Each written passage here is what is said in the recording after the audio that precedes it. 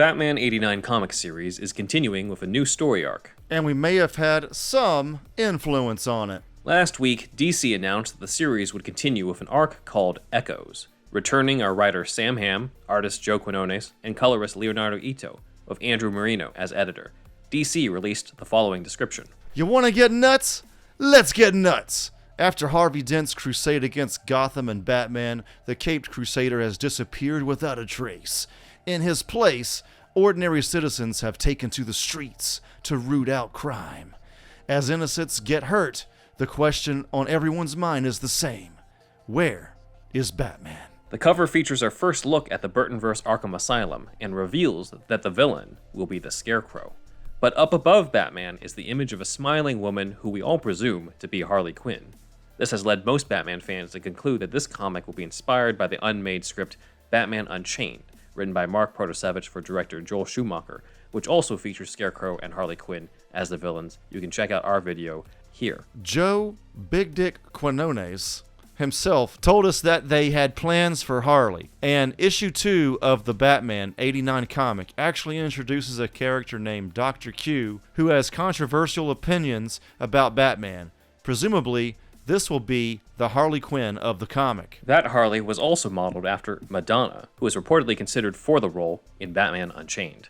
In that script, she was the Joker's daughter, since Joker was dead in this continuity.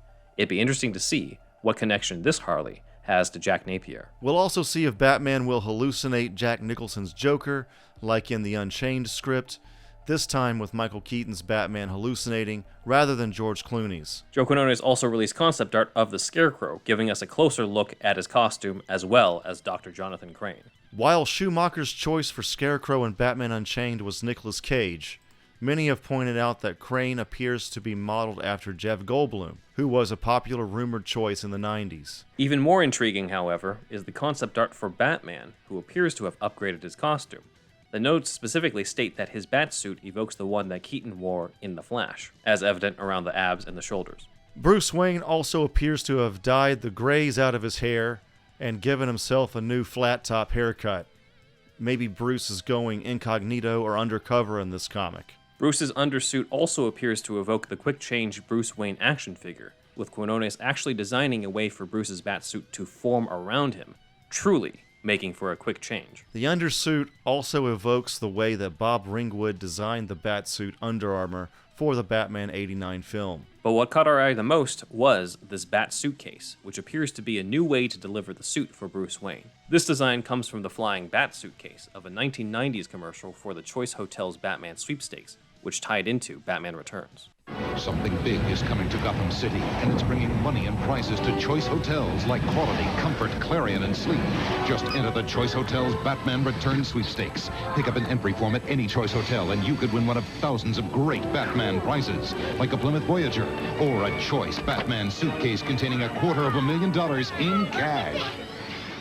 The suitcase was designed by Tom Duffield, who was the art director on Batman Returns and talked about his experiences on this commercial in our interview with him months ago. Joe Quinones was kind enough to cite our interview on Twitter as his introduction to the suitcase, saying, quote, "Originally designed by Tom Duffield, who was a designer on Batman Returns. The suitcase showed up in a tie-in commercial originally, but I just loved the idea.